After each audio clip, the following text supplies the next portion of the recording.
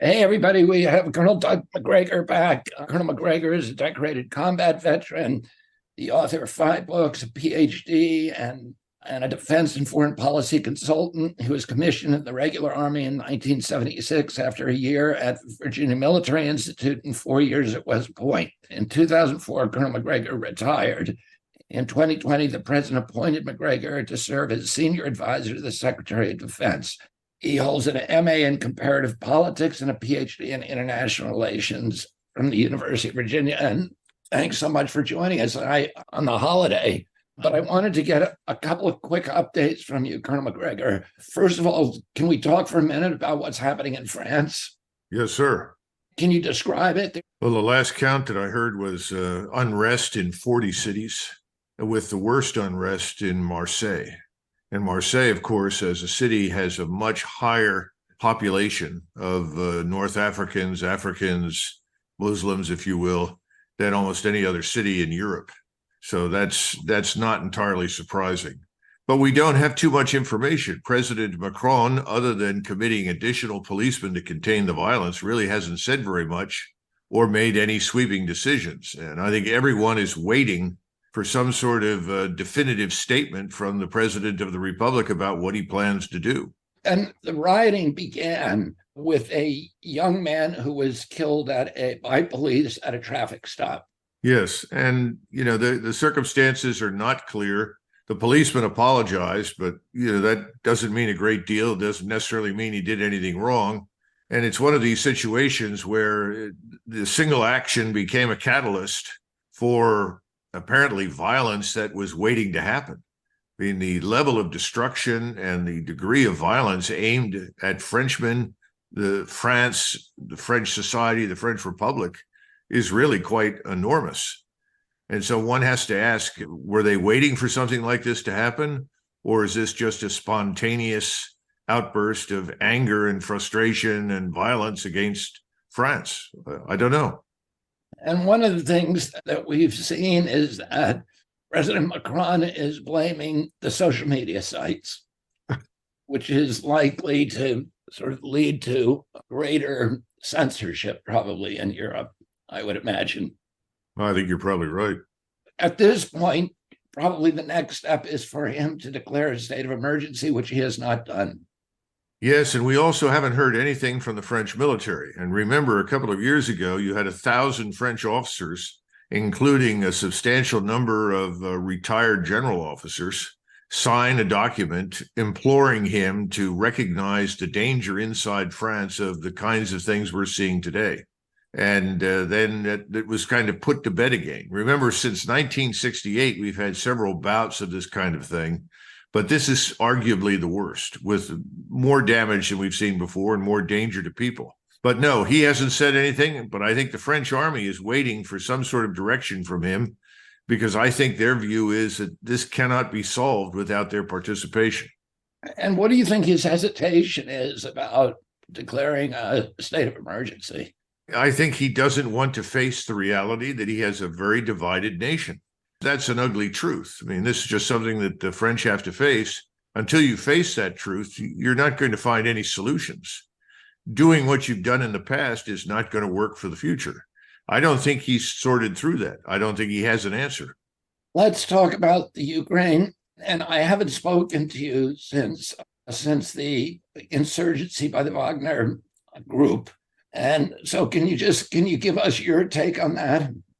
I think the whole Wagner incident is being largely misinterpreted in the West. I think there were lots of wishful thinkers in Washington and London in particular that hoped that this was some sort of direct challenge to Vladimir Putin. It wasn't. I think we need to establish a few facts right up front. Assuming that this was an uprising or a challenge to Putin, nobody joined it. No one inside Russia saw it that way. No single Russian military commander, no serious politician in the country supported any kind of uprising. So I'm not sure it was an uprising. Secondly, Wagner is an organization that under Russian law was only supposed to be employed beyond Russia's borders. In other words, it was not to be used inside Russia. this man Prigozhin has obviously become very wealthy as a result of it. Incidentally, Colonel Macgregor, just so the audience knows, the Russian Constitution actually prohibits the presence of mercenary forces on Russian soil. Yeah, my view is I don't like to use the word mercenary. I think they're analogous to the French Foreign Legion. And of course, the French Foreign Legion is always external to France, except under special circumstances. So as soon as World War I began, they brought the French Foreign Legion back to help fight. As soon as the war ended, the French Foreign Legion returned to North Africa. Same thing was true in World War II. So I think that's a better analog because everyone in the Wagner group has sworn allegiance to the Russian state. So this is not just a group of mercenaries for sale. In other words, you can't buy them and bring them to your country to do your dirty work. It's not going to happen. But this issue had really concerned, particularly the Minister of Defense, Shoigu. And Shoigu had said, look, this can't go on. We have to make some provisions, arrangements. And then I think Gerasimov, who doesn't like Prigozhin, said, that's right. Let's disband Wagner.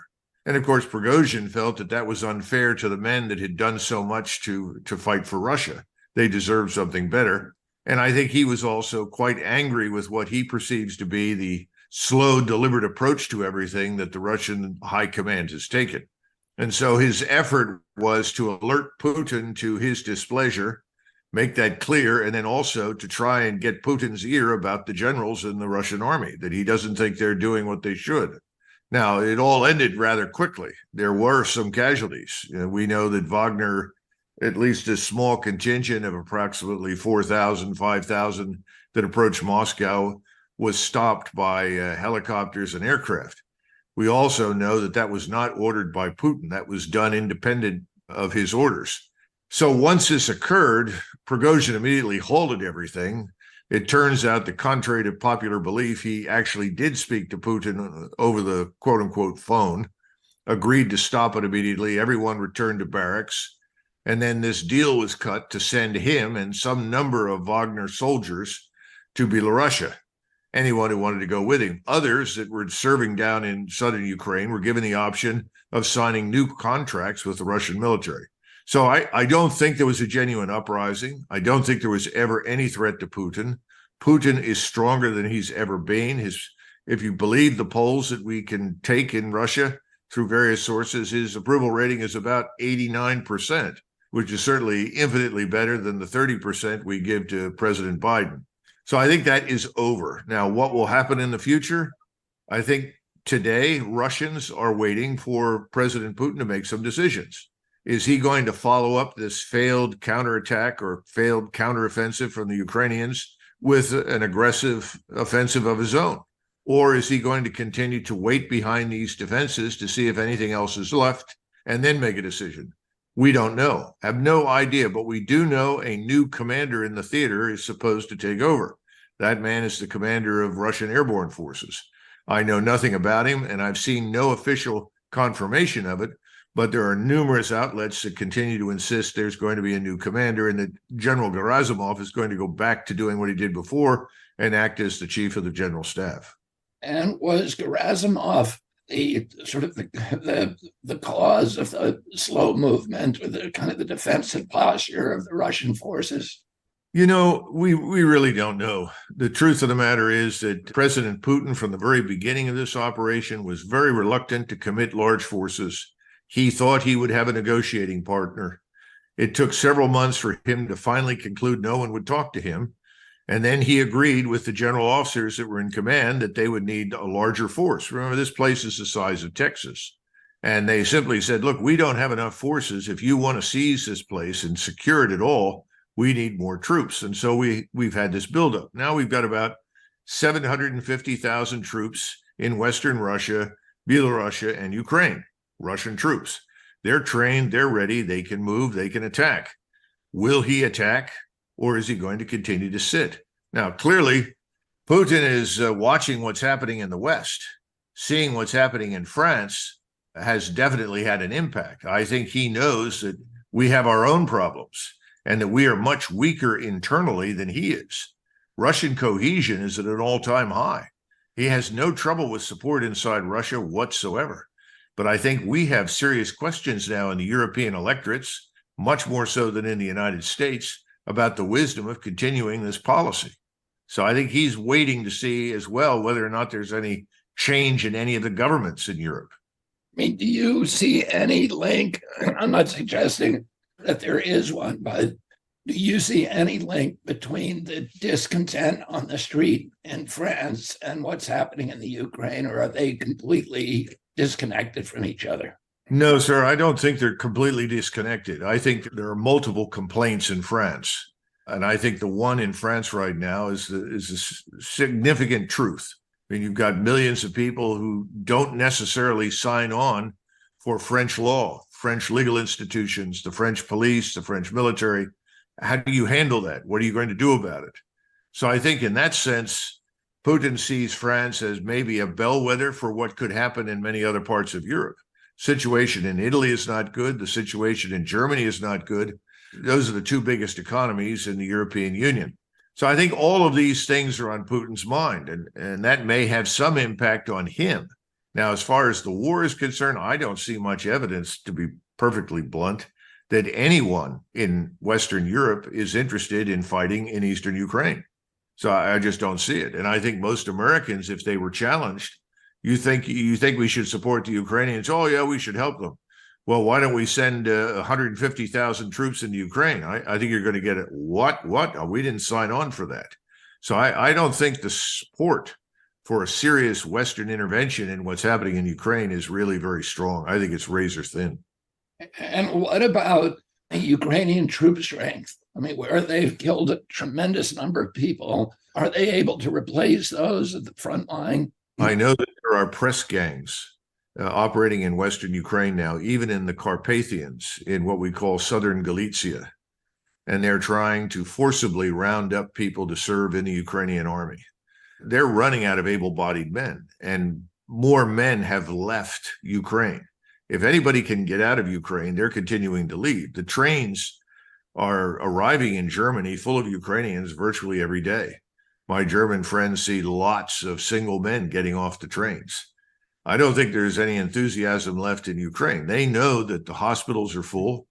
The death toll, it depends on who you talk to. Probably 300,000 dead, could be 350,000 dead. And we're not even addressing the terrible, terrible wounds that people have sustained and the inability to ever return most of the wounded to active duty. I think they're scraping the bottom of the barrel. And is President Zelensky's popularity holding up in the Ukraine, or are people beginning to question some of that leadership? I think his leadership is widely questioned, and I think people are very afraid of the Ukrainian secret police.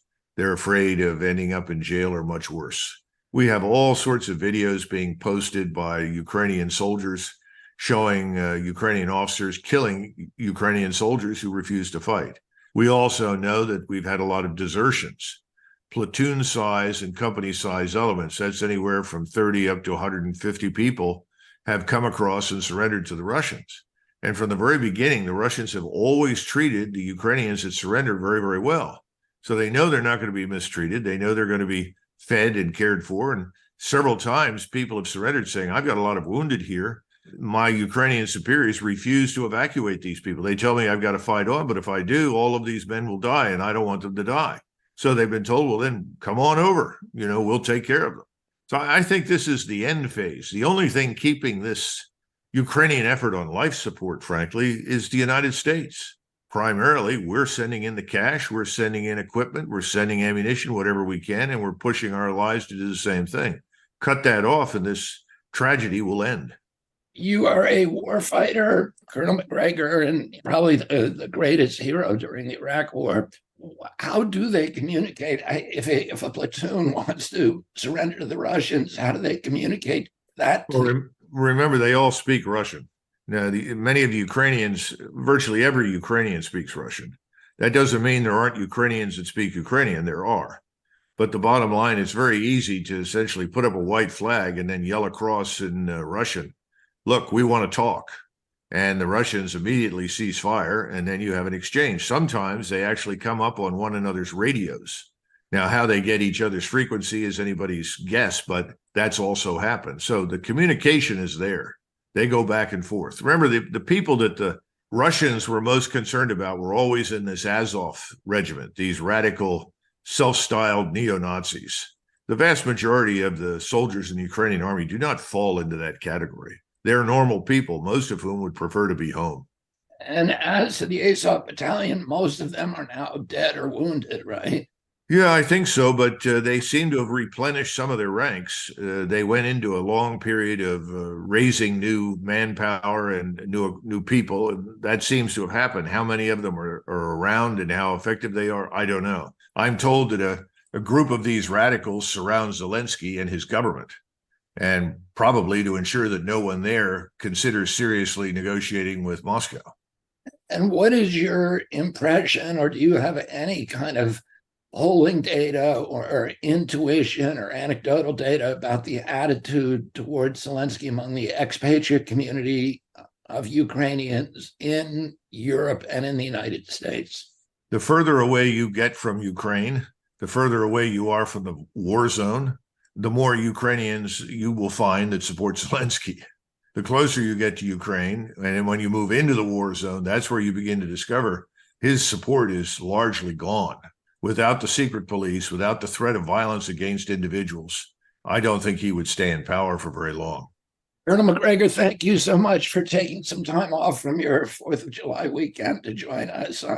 Keep making your speeches and talking out there. You're having a huge impact. Don't listen to anybody that tells you otherwise. As usual, you really make a huge contribution to our understanding of what's happening over there. So thank you for immersing yourself in that and sharing your knowledge with us. Thank you, sir, and have a great 4th of July.